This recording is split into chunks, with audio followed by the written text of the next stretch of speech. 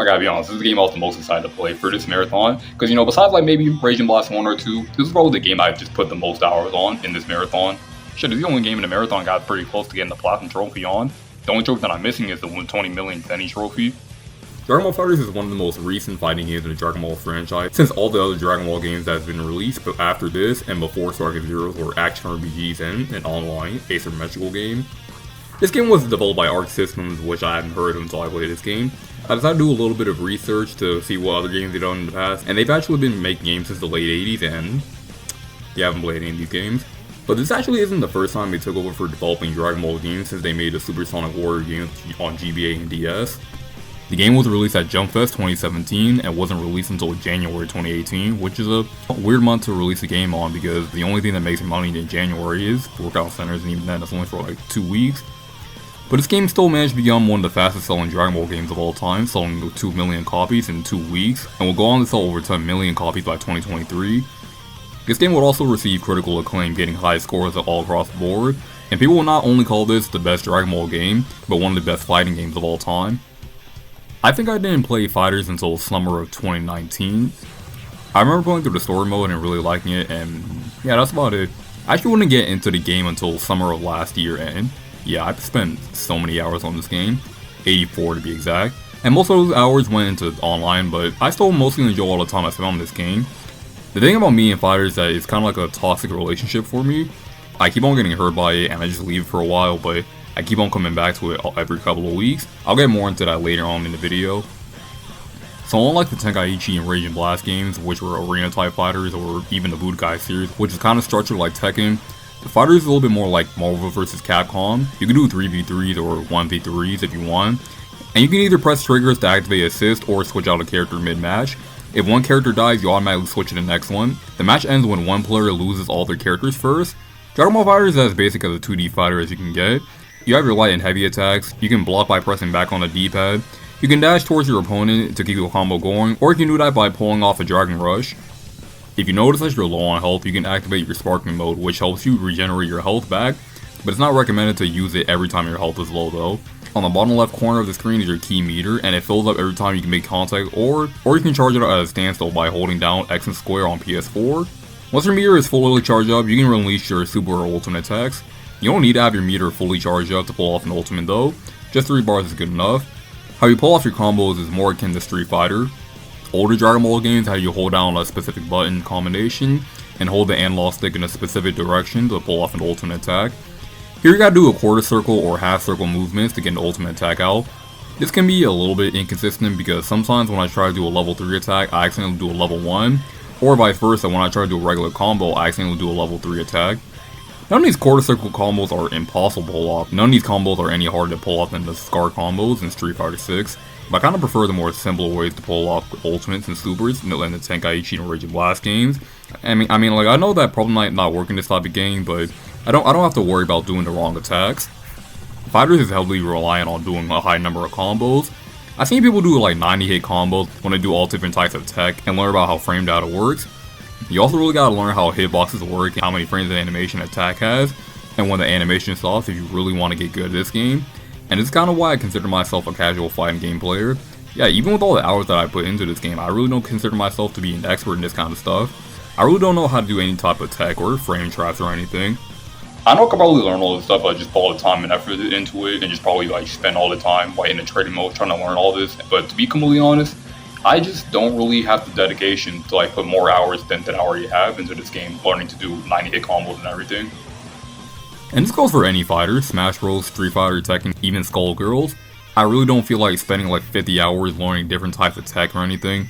Like whenever I pick up and play a fighting game, I just kind of turn off my brain and just let my hand and just learn all the combos, and I just adapt to any challenge that the game gives me. And I know that just might piss off some of those try-hard sweats out there, but that's just how I feel. And it's kind of the same reason why I wouldn't compete in any tournaments, because I would just get completely washed in my first match. My bad, I forgot I was talking about fighters here. Anyway, I like how you can pull off these big combos because there's just no better feeling just perfectly pulling off a combo that you've been spending a long time practicing. And there's no worse feeling just dropping that combo just because of one mistake. Although that's really fun when you're on offense. On defense, you'll just have to block all those hits, but eventually your guard won't hold it for longer, or just tank all those hits. But a lot of that is usually online, so you won't really run into this problem in offline play. unless you're like me and immediately went on rank the moment you boot up the game the first time, and you immediately got clapped in your first battle. The casual player will either see this as a wake-up call and may make you realize that you have to improve as a player, or they just think, yeah, this game's fucking impossible, and never pick it up again, so it's really just pick your poison at that point. I also feel like there's not a lot of defensive options to counter this problem. You can reflect melee combat by timing your button presses while you're blocking, but that's all I can think of when it comes to defensive options. There's not even any beam struggle in this game. I think that would make it a lot less infuriating when you're coring into a 200 hit combo, but as it stands, I still mostly like how Fighter plays. I just think it could use a little bit of tweaking. For all the game modes, we got story mode, practice, arcade mode, local battle, shop, online rank, casual, replays, and the shop. Both fighting games have you navigate through a menu, but in this game, you walk around these lobbies where you control a chibi version of your favorite character in the series. I really love this because it's cool seeing these characters in this style, and also the lobbies are small and easy to navigate. Anyway, since I'm on the topic of online matches before, let's just talk about the online in this game. Like every fighting game, there's ranked and player matches. Ranked matches are for competitive play. You fight players around the world, and the more players you defeat, the more you rank up on the leaderboards. Then there's casual play where you just fight people for fun. There's no points to the game from beating your opponents, it's just for bragging rights, but I swear it's like an unspoken rule in fighting games that casual matches are somehow sweatier than ranked, because most of the online matches I play were casual because no one's really playing this game on ranked, at least on the PS4 version anymore. But in casual play, I'm immediately putting the 75 hit combos, corner level 1 ultimates, or getting jumped by assists. Like bro, we're just playing for fun, you don't need to go this hard. And there's also the problem with people playing the same 3-4 characters over and over again, and anyone who's played Fighters knows exactly what I'm talking about. We got UI Goku, Super Saiyan 4 Gogeta, Vegito Blue, both Broly's and Gogeta Blue. I mean, I guess I could add GT Goku in there because of how much people use his small hitbox, but I don't really come across him that much online. Whenever I see these 6 characters though, I just know I'm gonna have a sweat off. Double so if it's all fusion, both Broly's and UI Goku on the same team. Alright, let me just make one thing clear. I'm not hating on these guys just because they're top tier. I mean, 2 of my main teams are just like mainly filled with top tiers. I'd be a hypocrite if I just trash on these guys playing top tiers. But it's the fact that these are almost the same 6 characters I always come across when I play online in this game. I mean, I know if you're pretty high up in the leaderboards, then it would be pretty weird to pick up a new character out of nowhere, but come the fuck on. Whenever I play someone who doesn't have the same 6 characters I come across online, I genuinely get happy because actually some different characters to play against. Then there's also the problem where when you take out the best character on someone's team, they immediately rage quit because they're not good with any of the character on their team. To which I say, what's the point of playing the fucking game if you're only gonna learn how to play one character? I just play the whole match through and then rage quit because it's funny at first making people rage quit, but after the next 10 times, it gets kind of annoying. Unfortunately, I didn't really run into it that much during this playthrough, so I can't really show off any footage here. But it's happened to me so much before though.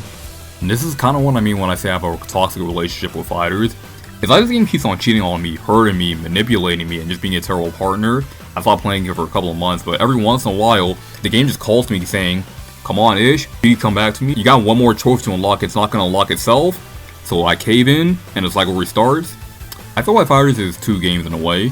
The fun fighting game with great mechanics, amazing graphics, cool 3v3 fighting. Then there's FighterZ Online, one of the most sweatiest and infuriating experiences that I ever had in a fighting game. But I can't stop playing it. But let's talk about the other game modes. There's an arcade mode where you get to fight 3 characters and you're ranked on how well you did, and you're rewarded with Zenny after every match. The better you do, the higher difficulty starts to increase. There's local battle where you get to fight a computer player or another human. Or there's practice mode, which is exactly what it sounds like. You pick a character to learn how to do combos and level 1s into level 3s.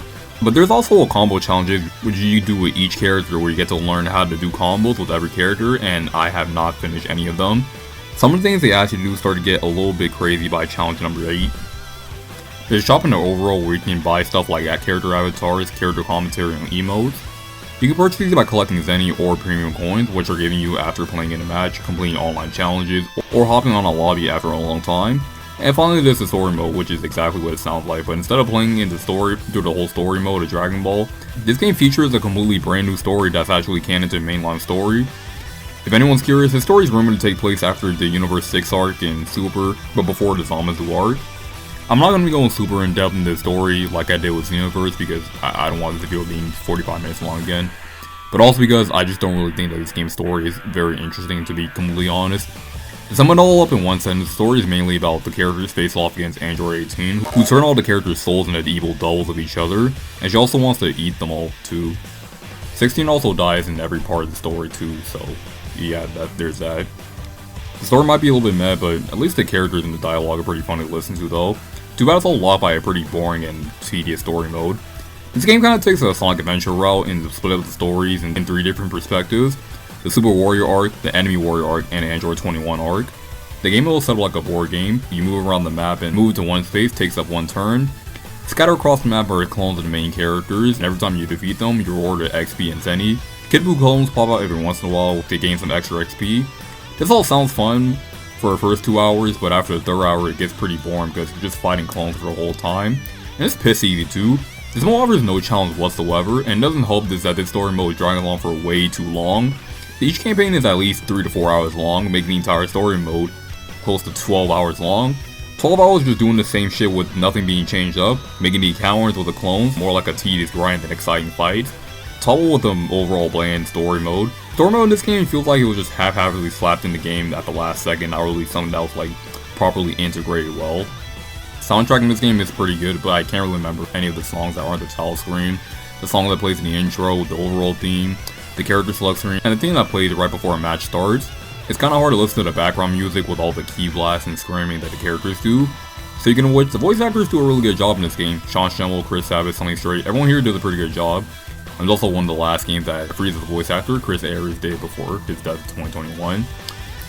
Honestly, I would say that this game probably has some of the best voice acting in any other game. It's one of the main reasons why the dialogue is so fun to listen to. The only character I would say that it gets annoying is Zamasu, not because the voice acting for him is bad, far from it actually. It's just that he just does not know when to shut the fuck up. Most characters' intros last for about like 10 seconds. His will last way longer than it should just because of how he's always talking. I mean, I know it's just how he talks in the show, but when the other characters point out in the game, I feel like you went a little bit too far in that aspect. So this guy used Patara too, huh? Is that why he won't shut the hell up? Jeez! Graphical presentation is some of the best in the series. I think that this is the first Dragon Ball game to be rendered on the Unreal Engine, correct me if I'm wrong in the comments, and it looks amazing too. Other than Rage Blast and Sparking Zero, this is the closest the game has ever looked to the manga and anime ever. All the characters look there are taken from a frame from the show or a manga panel. Oh, they did have to distort the character models beyond belief off camera to get those results, but you know, it looks good either way. The beams look great, the auras look amazing, the stages look pretty, even ones that are designed to look like shit. The textures look gorgeous, and the character models are also done really well. The only thing that I don't like about it is the lip syncing, which to be fair has been a problem for Dragon Ball games for a while, but I don't know, sometimes characters can just be done talking but their lips just keep on moving for like 25 years. The highlights of the graphics for me personally are looking at the dramatic finishes. They're basically just like fatalities from Mortal Kombat, but they're a lot to specific characters and they're really faithful to the scenes that they're replicating. My personal favorite dramatic finish is Vegeta vs. Zamasu. I will not hear your Can't be. A god losing to a mortal. This cannot happen. I am a god. I am justice given form. I am the world. The most noble, splendid, immortal, and supremely powerful god. Man, shut your bitch. So despite how I was talking about this game's online, I love this game. Yeah, this game can frustrate me beyond belief at times, but I really blame that on the people playing the game and not the game itself. I mean, I wouldn't have been so many hours in this game if I didn't like it.